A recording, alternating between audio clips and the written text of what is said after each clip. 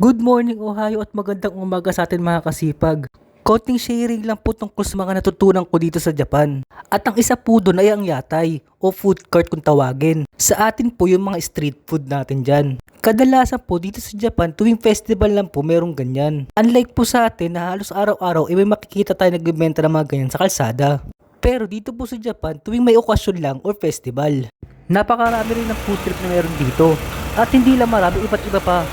Tulad ng ihaw na tentacles ng octopus, yakisoba, pinya, at meron din sila nung parang donut na pahaba. Hindi ko na binili pero mukha naman siyang masarap. Meron sila dito parang halo-halo, nilalagay siya ng flavor. Tulad itong binibili ko. Meron siyang melon flavor, cola, lemon, strawberry at marami pang iba. At syempre hindi mawawala ang takoyaki. At meron din iba't ibang klase ng ihaw-ihaw. Kayo na lang bahala pumili kung anong gusto nyo. At siya nga pala, hindi lang pala pagkain meron dito.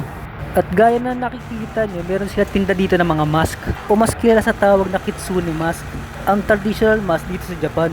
At bukod doon, meron din sila tinda mga laruan dito tulad ng mga ilaw-ilaw. Kaya naman marami kayong pagpipilian dito.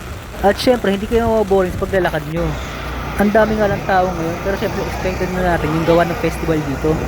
Ito ang panahon ng mahabang bakasyon nila para makapag-enjoy din sila kasama ng mga kanilang pamilya. Kaya naman pati ako, syempre nag-enjoy na rin. O paano mga kasipag, hanggang dito lang. Peace out!